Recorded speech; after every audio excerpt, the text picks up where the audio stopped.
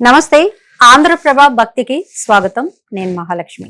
ఈరోజు మనతో పాటు ప్రముఖ ఆధ్యాత్మికవేత్త చంద్రశేఖర శర్మ గారు ఉన్నారు. వారితో మాట్లాడదాం. గురుగారు నమస్కారం. నమస్కారం అమ్మా.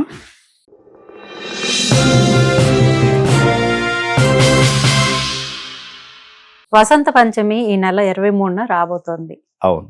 అసలు మనం ఆ రోజున సరస్వతీ దేవి అమ్మవారిని ఎందుకు పూజించాలంటారు? వసంత పంచమి యొక్క విశిష్టత చెప్పండి. సరస్వతీ నమస్తుభ్యం వరదే కామరూపిణి విద్యారంభం కరిష్యామి సిద్ధిర్భవతు మే సదా. చూస్తున్నటువంటి ప్రేక్షకులకు స్వాగతం. చాలా చక్కని ప్రశ్న మహాలక్ష్మి అడగడం జరిగింది.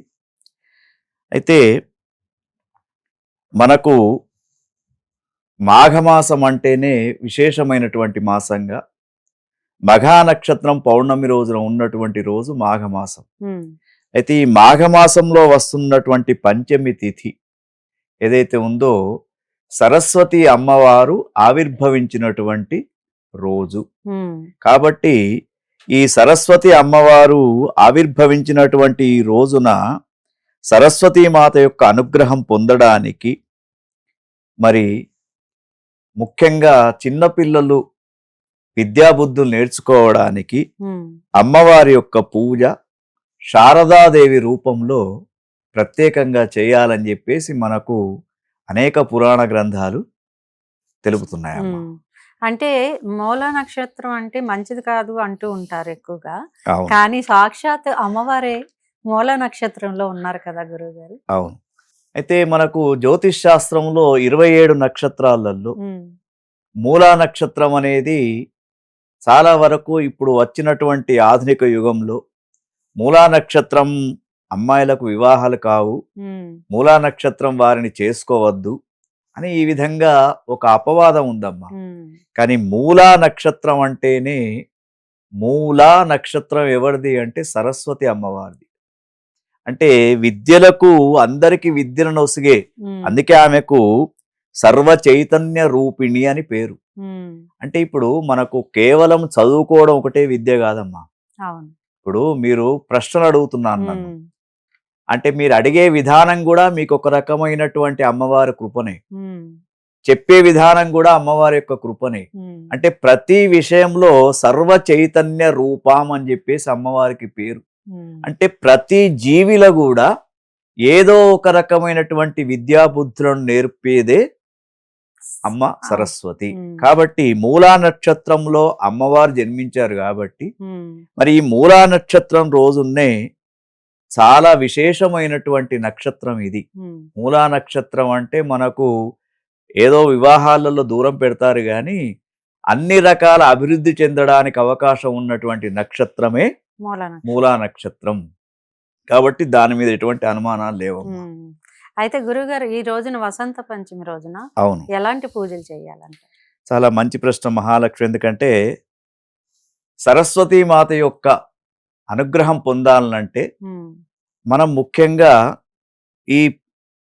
ముఖ్యంగా అక్షరాభ్యాసం చేస్తారు పిల్లలకి చాలా మంది. అయితే ఈ సంవత్సరం ఏంటంటే ఇంకొక అనుమానం కూడా ఉందమ్మా. శుక్ల మౌఢ్యమి ఉంది. మరి మౌఢ్యమిలో వసంత పంచమి రోజున అక్షరాభ్యాసం చేయవచ్చా లేదా అనేది కూడా ఒక అనుమానం మన ప్రేక్షకులలో ఉంటుంది. అయితే దీనికి ఎటువంటి అనుమానం లేదు. శుక్రమౌఢ్యమి అనేది కేవలము వివాహాలకు, గృహప్రవేశాలకు మాత్రమే నిషిద్ధం. అక్షరాభ్యాసం చక్కగా చేసుకోవచ్చు. అయితే ఈ అక్షరాభ్యాసం చేసుకోవడానికంటే ముందేమిటంటే సరస్వతి క్షేత్రాలు ఏవైతే ఉంటాయో ఆ సరస్వతి క్షేత్రాలకు వెళ్ళాలి. ముఖ్యంగా మనకు శరదిందు సమాకారే పరబ్రహ్మ స్వరూపిణి వాసరా పీఠ నిలయే సరస్వతి నమోస్తుతే.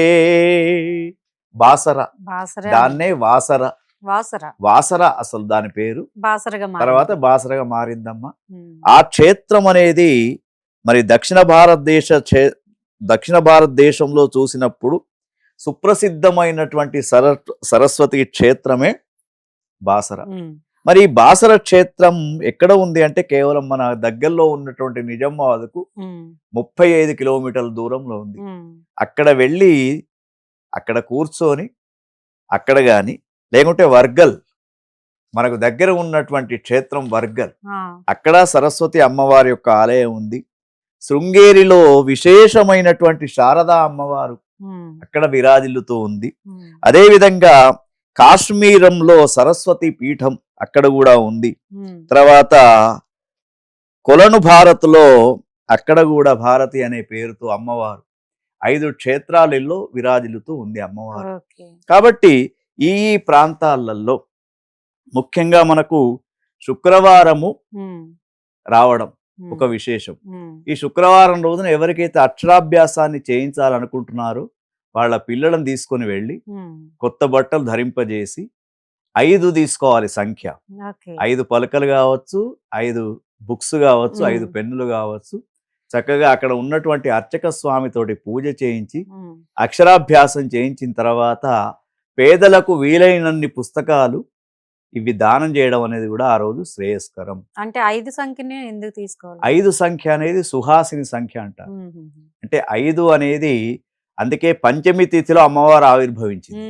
అసలైన కారణం ఏమిటంటే పంచమి, వసంత పంచమి అంటాం దాన్ని, శ్రీ పంచమి అని కూడా అంటాం. శ్రీ అంటే లక్ష్మి, కాబట్టి 5 అనే సంఖ్య అటు లక్ష్మీ అమ్మవారికి ఇష్టమే, ఇటు సరస్వతి మాత పుట్టినటువంటి తిథి కూడా పంచమి తిథి. కాబట్టి 5 సంఖ్య అనేది చాలా శ్రేష్టంగా ఆ విధంగా తీసుకువెళ్ళి అక్షరాభ్యాసం చేయించాలి. అది మనకు వస్తున్నటువంటి సంప్రదాయం. అంటే సరస్వతి రూపం అసలు అమ్మవారు ఎత్తడానికి కారణం అయితే ఈ సరస్వతి అమ్మవారి యొక్క రూపం కూడా శరదిందు సమాకారే, అంటే స్వచ్ఛమైనటువంటి తెల్లటి రూపాన్ని ధరించి ఉంది అమ్మవారు. అందుకే చూడండి అమ్మవారి యొక్క వాహనం కూడా హంసవాహనం. మరి హంసవాహనము చేతిలో ఒక వీణ, తర్వాత జపమాల, పుస్తకము, అమ్మవారి యొక్క రూపం అంతా చూస్తే తర్వాత తెల్లని వస్త్రాలు ధరించబడి ఉంటుంది. అయితే పాపం అమ్మవారు కేవలం ఒక తెల్ల రంగేనా అంటే ఇంకోటి కూడా ఉంది. ఇవి ఏవైతే మనకు ఈ కనకాంబర పుష్పాలు ఉంటాయి కదా, ఆ కనకాంబర పుష్పాలతో హారం అంటే అమ్మకు చాలా ఇష్టం. ఆ రంగు కూడా ఇష్టమట. కాబట్టి ఆ రంగుతో కూడుకున్నటువంటి పూలతో, తెల్లని పుష్పాలతో అమ్మవారికి పూజ చేయవచ్చు. ఈ అన్ని తెల్ల రంగును ఎందుకు విశేషంగా చెప్తూ ఉన్నారంటే సత్వగుణంతో కూడుకున్నటువంటిది, సాత్వికమైనటువంటి రంగు తెల్లది. కాబట్టి అమ్మవారికి ఆ యొక్క రంగు ఇష్టం. తర్వాత హంసవాహన రూపం, హంసవాహిని అంటారు. ఈ హంసను ఎందుకు పెట్టుకున్నారు? హంస దగ్గర అంటే సృష్టిలో అమ్మ ఒకటి, ప్రతి జీవిలో ఒక స్పెషాలిటీ ఉంది. హంస ఏం చేస్తుందంటే ఒక లాక్టోమీటర్ లాగా పనిచేస్తుంది. మనం ఒక పాలతో నిండినటువంటి పాలతో నిండినటువంటి ఒక గంజును తీసుకొని ముందర వెళ్తే దాంట్లో వాటర్ పర్సెంటేజ్ ఎంత, మిల్క్ పర్సెంటేజ్ ఎంత అనేది చెప్పగలుగుతూ ఉంటుంది. అట్లా ఎందుకు చెప్తూ ఉంది? మనుషులకు ఒక సందేశం ఇస్తుంది హంస. ఏమిటంటే మీరు మంచి విషయాలను మాత్రమే పట్టుకోండి, చెడు విషయాలను వదిలిపెట్టండి అని హంసవాహనం పైన కూర్చున్నటువంటి అమ్మవారు, ఆ హంస కూడా మనకు ఆ విధంగా చెప్తూ ఉంటుంది. అందుకే మనిషి కూడా 3 తామసము, తర్వాత సాత్వికము, రాజసము, ఈ మూడిట్లలో సాత్వికమైనటువంటి గుణాన్ని అలవర్చుకోవాలి అని సరస్వతి మాత యొక్క వసంత పంచమి ఏదైతే ఉందో మనకు ఆ పండుగ యొక్క సందేశంగా తీసుకోవచ్చు. ఓకే గురుగారు, చాలా చక్కగా చెప్పారండి. చూసారు కదా అండి, వసంత పంచమిని ఎలా జరుపుకోవాలి, ఏమేమి చేసుకోవాలో గురుగారు మనకి చక్కగా వివరించారు. ఇలాంటి మంచి మంచి విషయాలతో మేము ముందుకు వస్తూ ఉంటాం. చూస్తూనే ఉండండి ఆంధ్రప్రభ భక్తి.